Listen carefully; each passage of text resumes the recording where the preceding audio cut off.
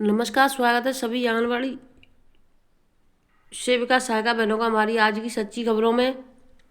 तो बहनों देखिए, आदेश आप सभी बहनों के लिए बहुत बड़ी खुशखबरी लेकर के आया, क्योंकि कई जिलों में उत्तर प्रदेश में आंगनबाड़ी सहायिका बहनों का मानदेय कई कई महीनों का रुका हुआ है। तो उसके लिए एक आदेश निकला है विभाग की तरफ से। इसमें आपको कौन कौन सी चीज़ें भर के देनी है, इसको आप देख लें। सबसे पहले तो आपको देना है अपनी यानी जो सुपरवाइजर मैडम है उनको देना है। तो आपको बता देना है, कह देना है कि जो आदेश आए हैं उनको तो देखिए, परियोजना का नाम देना है, लाभार्थी का नाम देना है, पद नाम यानी सहायिका हो या फिर आंगनबाड़ी हो, आंगनबाड़ी केंद्र का नाम देना है और बैंक का नाम देना है। नाम जहाँ बैंक संचालित है यानी बैंक आप किस जगह पर संचालित है उसका भी नाम देना है।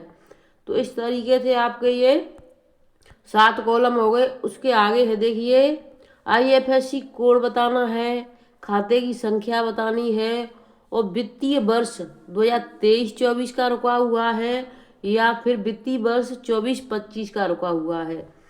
तो इसमें यानी जो 23-24 का है उसमें क्या क्या लिखना है इसको देख लें।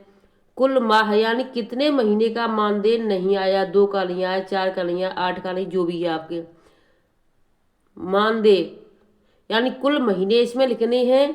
और इसमें टोटल मानदेय लिख देना इतने महीने का। यानी जैसे कि आपका 4 महीने हो रहे हैं, 4 महीने से अगर आंगनबाड़ी का है तो 8 के हिसाब से लगाएंगे तो 8 12 यानी 12,000, सॉरी, तो वह यहाँ पे 32,000 हो रहे हैं अगर 8,000 से सरकार देना चाहे तो। और अगर फिर सरकार 6,000 से देगी तो फिर आपका कम होगा यानी 28,000 हो जाएगा। तो इस तरीके से सहायिका का है, सहायिका का कम आधा आएगा इससे। अतिरिक्त मानदेय यानी, सॉरी, इसमें तो वही भरना है 6,000 के महीने के हिसाब से। इसमें अतिरिक्त मानदेय भरना है यानी किस महीने से नहीं मिला है। कुल माह अतिरिक्त मानदेय के मानदेय अतिरिक्त मानदेय, तो इस तरीके से ये भरना है। कुल योग कुल मानदेय यानी टोटल यहाँ पर कितने महीने, यानी जिस तरीके से कुछ का 2023 में रुका होगा, 22 में रुका होगा, कुछ का 23 में रुका होगा, तो दोनों इसका इसमें 23 का रुका है तो 23 में भरें, 24 का रुका है तो 24 में भरें। और यहाँ पर दोनों सालों का टोटल करके लिख दें। भुगतान न होने का कारण, भुगतान क्यों नहीं हुआ, इसका कारण क्या रहा।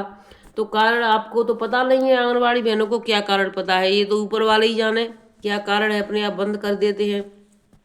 जिला कार्यक्रम अधिकारी सहारनपुर, तो इस तरीके से सभी जिलों में ये निकला है। तो सभी बहनें अपना जानकारी कर लें, जिनका मानदेय रुका हुआ है वो यहाँ जिला अधिकारी के हस्ताक्षर होंगे और यहाँ परियोजना अधिकारी के हस्ताक्षर होने हैं। तो इस तरीके से ये बहनों कल आगरा का आदेश निकला हुआ है 10 जनवरी के, आप देख सकती हैं 10 जनवरी 2025 का है। समस्त बाल विकास परियोजना अधिकारी प्रभारी जनपद आगरा 3 से 6 वर्ष के बच्चों का 100% आधार नामांकन कराते हुए सूचना उपलब्ध कराने जाने के संबंध में। यानी जो 3 से 6 वर्ष के बच्चे हैं उनका 100% आधार कार्ड नामांकन करना है, क्योंकि अब जो आईडी बनेगी उसमें जो आ रहा है, जो आईडी बनी है तो सबसे पहले उसका आधार कार्ड होना चाहिए, उसके बाद ही कुछ होगा। उपरोक्त विषय का आज दिनांक 10/1/2025 को जिलाधिकारी महोदया की अध्यक्षता में आयोजित आधार नामांकन की समीक्षा बैठक में 3 से 6 वर्ष के बच्चों का 100% आधार कार्ड नामांकन कराए जाने के निर्देश प्रदान किए गए हैं। तो ये आदेश बहनों निदेशालय से निकला है, तो सभी जिलों की बहनें समझ लें, इसको ऐसा ना समझें किसी एक जिले के लिए है ये। अतः उपरोक्त के क्रम में आपको निर्देशित किया जाता है कि आंगनबाड़ी केंद्रों पर पंजीकृत 3 से 6 वर्ष के बच्चों का 100% आधार कार्ड नामांकन कार्य कराते हुए सूचना निर्धारित प्रारूप पर तैयार कर 3 दिवस के अंदर 2 हस्ताक्षरी कार्यालय में उपलब्ध कराना सुनिश्चित करें। तो इसमें यानी जिनके आधार कार्ड नहीं बने उनकी सूचना दें, जिनके बन गए उनकी सूचना दें। क्रम संख्या, परियोजना का नाम, 3 से 6 वर्ष के कुल पंजीकृत बच्चों की संख्या और आधार कार्ड नामांकन हो चुके 3 से 6 वर्ष के बच्चों की संख्या, यानी जिनके आधार कार्ड हैं उनकी संख्या 2, जिनके नहीं है उनकी भी। जिला कार्यक्रम अधिकारी आगरा। अब मैं आपको दूसरी खबरों की तरफ ले चलती हूँ मैनू।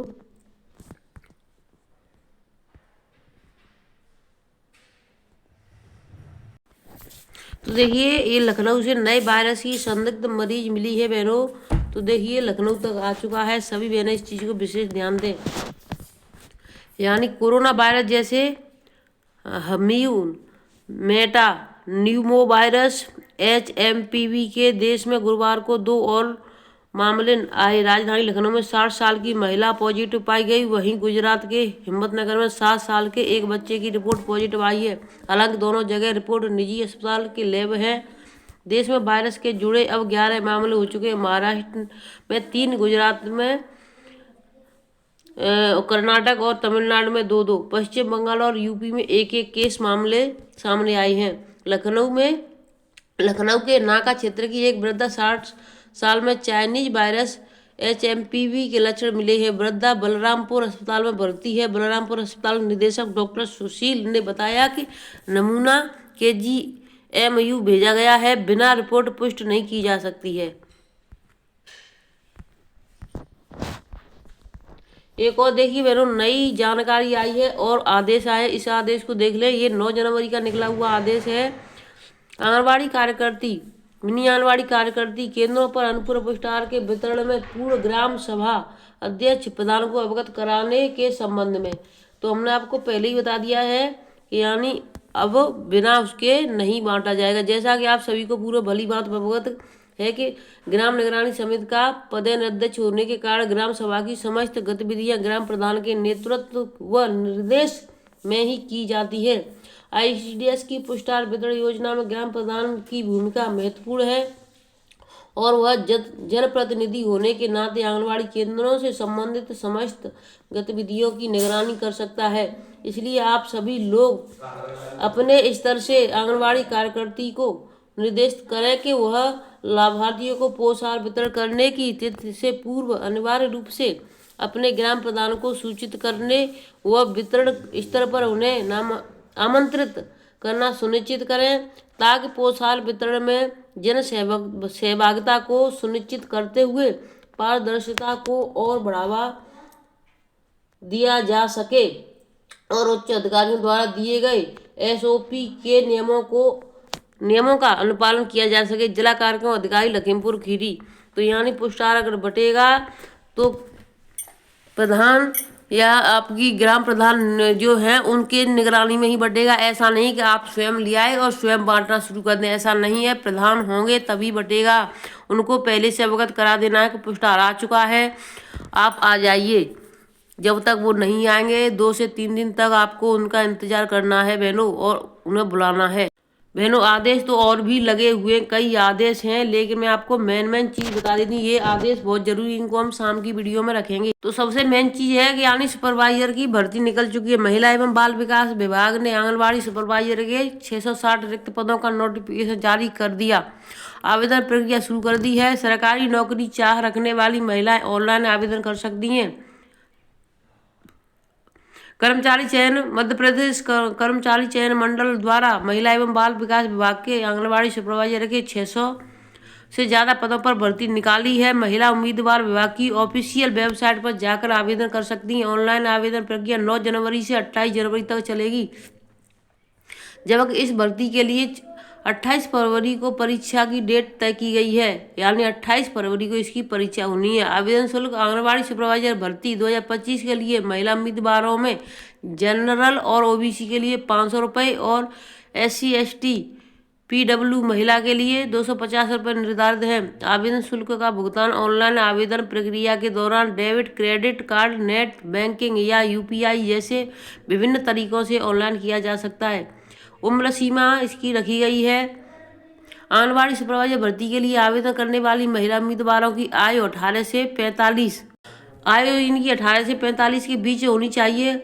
आरक्षित वर्ग SC ST OBC के लिए सरकारी मानदंडों के अनुसार आयु में छूट हो रहेगी। शैक्षिक योग्यता सीधी भर्ती में आवेदन करने वाली महिलाओं के लिए स्नातक होना जरूरी है, जबकि मध्य प्रदेश में आंगनबाड़ी के पद पर 5 वर्ष के कार्य का अनुभव रखने वाली आंगनबाड़ी वर्करों को 12वीं पास होना चाहिए।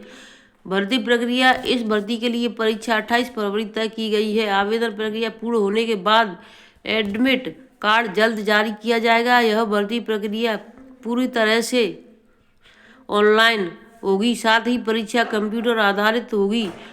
जो 2 शिफ्ट में आयोजित की जाएगी। ऑनलाइन एग्जाम पास करने के बाद पात्र उम्मीदवारों की मेरिट लिस्ट जारी की जाएगी। उसके बाद डॉक्यूमेंट वेरिफिकेशन होने के बाद नियुक्ति पत्र दिए जाएंगे। पर्यवेक्षक पदों के लिए भर्ती 4 अलग अलग पोस्ट कोड में होंगी।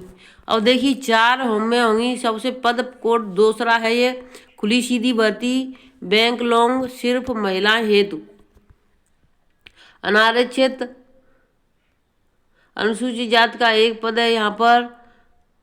तो इस तरीके से यानी 600 पद कुल, और जो दिव्यांग जन है उनकी भी इसमें लग रही है। ये तीसरा है इस सीधी भर्ती के लिए आम महिला के अतिरिक्त 5 वर्ष का आंगनबाड़ी पद पर अनुभव रखने वाली आंगनबाड़ी महिला की भी आवेदन कर सकती है, जिन्हें शैक्षिक योग्यता में छूट दी गई है। तो देखिए जो आंगनबाड़ी हैं उन्हें शैक्षिक, ये चौथे नंबर का है आंगनबाड़ी सुपरवाइजर भर्ती का ब्यौरा। पोस्ट आंगनबाड़ी सुपरवाइजर कुल पद 660। आवेदन शुरू होने की तिथि 9 तारीख है बहनों, निकल चुकी है, और आवेदन की लास्ट तारीख है 23 जनवरी। तो सभी बहनें इसको अपना देख लें, ये पूरा जो जिसको जो चाहिए हमसे, तो हम इसमें अपना यानी वो डाल देंगे व्हाट्सएप नंबर, जो भी हमसे ये लेना चाहें तो हम उसके व्हाट्सएप नंबर पर सेंड कर देंगे। तो चैनल के डिस्क्रिप्शन में जा कर के आपको ये सभी मिल जाएंगे। चैनल के डिस्क्रिप्शन में जाएंगे तो आपको ये लिंक मिल जाएगी जो व्हाट्सएप की है, और आप वहाँ से ये चीज़ हमसे प्राप्त कर सकती हैं। वीडियो को आज की मैं यहीं पे रखती हूँ, आदेश और भी लगे हुए हैं बहनों, लेकिन शाम की वीडियो का इंतजार करना जल्दी से जल्दी। जिन बहनों को नहीं जानकारी है चैनल के बारे में तो एक दूसरे को बता दिया करें, जिससे सभी बहनों को समय से खबरें मिल जाया करेंगी। और अपना चैनल सब्सक्राइब कर लें, बेल आइकन में ऑल को दबा लें। धन्यवाद।